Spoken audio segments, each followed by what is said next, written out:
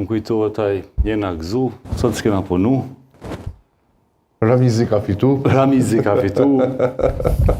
Po një zhvillim i zakont në një përplasje të mbrëmshme politike, që në fond duket që ka një historie suksesi mbrëmja PDK-s.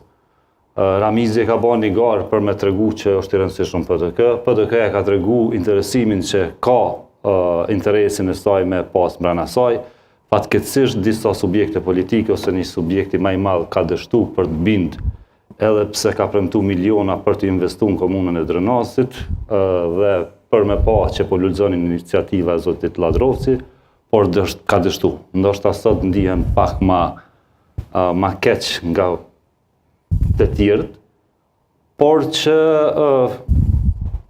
nëse është një pajtim i momentit, ndoshta në të ardhmen mund të ketë përsëri diçka që mund të ketë mos pajtime, po besoj që nëse është përparime të përgjithshme të partisë dhe është gjetë mirë kuptimi, duhet të funksionojë. Nëse është gjetë ndonjë pajtueshmëri tjetër dhe është diçka veç marrëveshje e përkohshme, nuk besoj që i ndihmon PDK-s.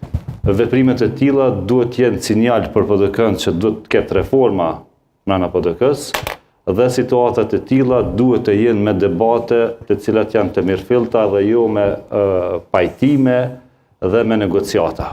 Pra, konsideroj që pjesa kryesore duhet me komen në PDK. Ti më shoj më shkurt. Mirë apo keq.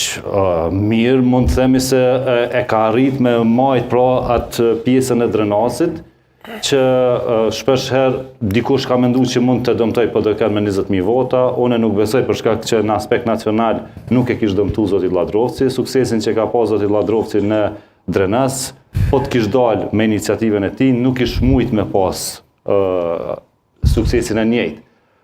Kjo është një sukses absolutisht i PDK-s dhe i zotit Ladrovci që janë brenda dhe garojnë brenda. Tash aq më shumë që përsëri do të thotë aty në Drenicë mund të llogariten ato votat që janë të koncentruara dhe